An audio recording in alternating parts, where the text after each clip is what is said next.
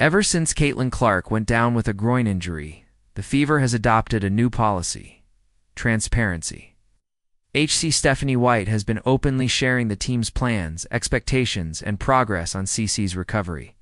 It feels like a calculated attempt to rebuild the public's trust in the organization's updates.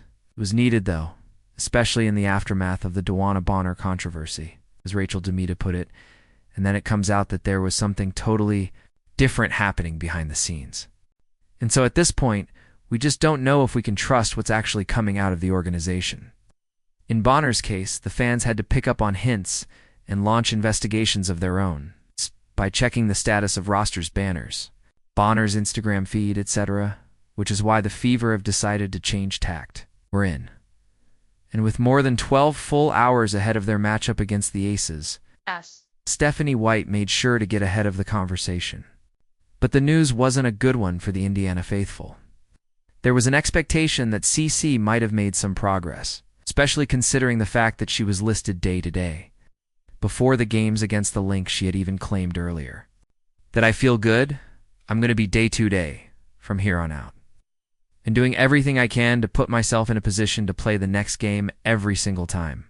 The hope was that CC would at least get some minutes in the game against the Aces, but White's statement before the game tells a completely different story. My goal has always been the same. I don't want this to be something that lingers. We want to make sure that she is 100% ready to go. With this reasoning, Stephanie White and the Indiana Fever have completely ruled out Caitlin Clark for the game against the Aces. This will fourth straight game that Caitlin Clark has missed, due to a groin injury and her 9th absence overall this season. What remains unclear, though, is the severity. Unlike her previous setback, when she was dealing with a confirmed grade 2 quad strain, there's been no official word this time on whether her groin injury is a grade 1, 2, or something more serious, which is also something that's worrying the viewers. However, the Fever's patient approach is appreciated. A study by the National Library of Medicine on acute adductor groin injuries in elite athletes showed that returning within 0 to 2 months led to an 18% early re-injury rate in CC's absence. The onus of leading the Fever again falls on the capable shoulders of Natasha Howard. Her MVP-worthy performance in the Commissioner's Cup final has set the bar very high, and the Fever hopes that the victory against the Lynx can act as a springboard for more consistency in the league. Stephanie White revealed that she is over the high of winning the Cup, and now the full focus is on the next game. By the time I got on the plane, I was over it. You have to get ready for the next game. It's the nature of compartmentalization, said White. Veteran Sid Colson also pointed out the main issue the Fevers have had all season: consistency. It remains to be seen whether the Fever are able to go on a winning run or falter in the absence of their superstar. The Indiana Fever actually has a solid shot at beating the Las Vegas Aces even without Caitlin Clark. The stats support it.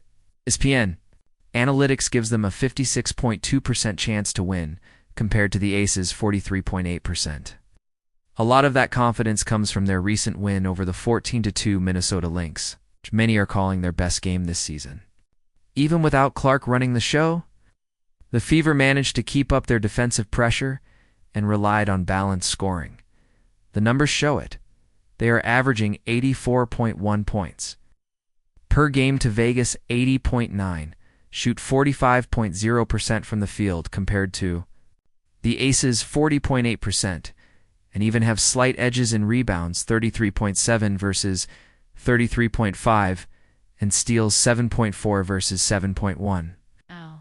This isn't a fluke. They are actually a well-rounded team, with Ari McDonald making a significant contribution since re-signing for Indiana. That said, it still won't be a walk in the park. Aces may have the same 8-8 record, but they are gathering some steam, winning 3 of their last 4. A'ja Wilson, the reigning MVP, just dropped 26 points, 18 rebounds, and 7 assists against Phoenix, and has scored 20 in 5 straight games. She's a huge problem for any squad's defense. Jackie Young has also been steady, averaging 18 points and 3.9 assists. But the Fever have their own firepower with Kelsey Mitchell, 18.9 ppg, and Alia Boston, 15.9 ppg. 8.2 RPG, and they seem to have a fire under their belly. If Indiana brings the same energy they had against the Lynx and finds a way to slow down Wilson, like they did to Collier, they could start this homestand with another huge win.